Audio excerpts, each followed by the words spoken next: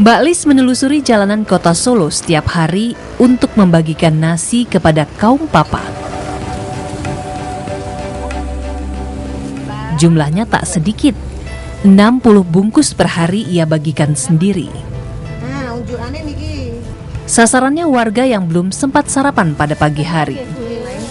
Apa yang kita makan, yang kita berikan itu kan sama dengan yang kita makan. Jadi saya sedih kalau melihat ada makanan terbuang, ada minuman terbuang, sedangkan di pinggir jalan banyak sekali saudara-saudara kita yang membutuhkan, Mas. Dan mereka benar-benar sangat membutuhkan makanan itu. Mbak Lis melakoni kegiatan berbagi nasi bungkus ini sejak 3 tahun lalu. Sebelumnya ia sempat tinggal di kawasan elit Jakarta dan sukses menjadi pengusaha. Namun nasib berkata lain. Usaha butiknya dan bisnis properti suaminya tak bisa bertahan menghadapi krisis ekonomi pada 2003 silam. Kami pindah ke Solo, saya berwirausaha apapun ternyata juga tidak ada hasilnya. Saya mungkin dibangkrutkan oleh Allah, dinulkan oleh Allah, sehingga saya sampai di titik yang saya memang tidak punya apa-apa. Dan saya merasakan bagaimana rasanya kalau tidak bisa makan, bagaimana rasanya kalau tidak bisa menghidupi anak. Itu saya rasakan, Mas. Sehingga pada waktu itu saya benar-benar nol di titik yang tidak punya apa-apa tadi. Saya menemukan Tuhan saya.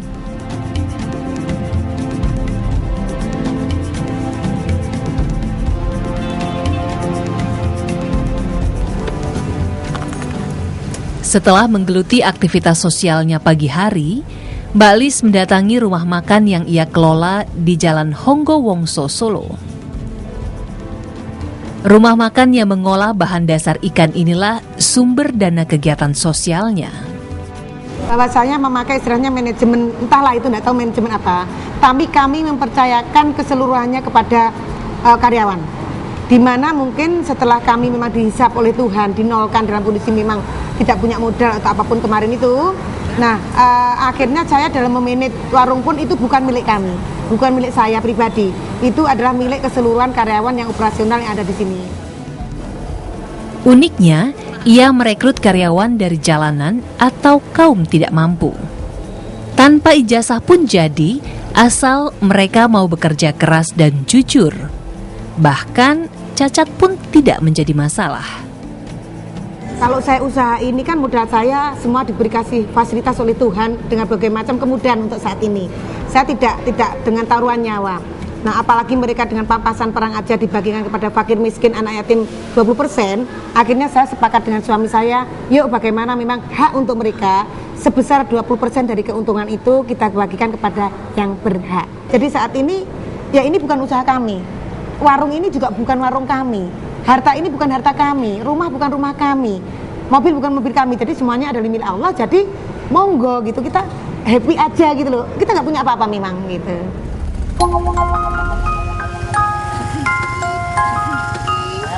Rika pun boten pindah mriki. Kegiatan rutin Mbak Lis ini menginspirasi mahasiswa Solo untuk berbagi nasi bersamanya. Saya berbagi entah nasi bungkus atau mungkin bergaul dengan sahabat-sahabat saya di pinggir jalan, entah itu tukang beca atau mungkin tadi mbok-mbok bakul gendongan yang sudah sepuh tua-tua itu.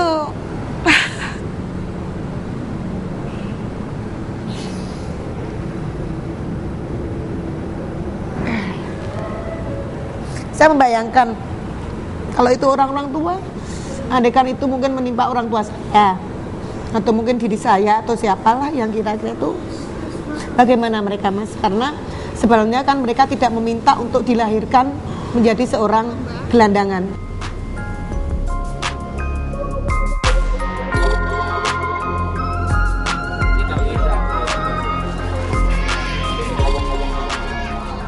Mbak Lis juga mengajak kaum muda ini untuk ikut mengobati masyarakat miskin.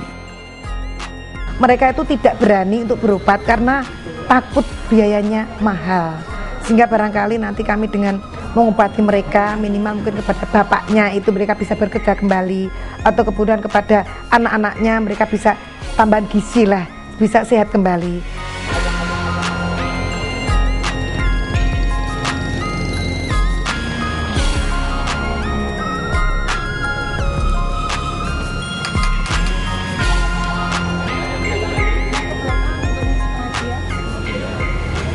Kegiatan rutin lain Mbak Lis adalah mengunjungi rumah tahanan kelas 1 Surakarta.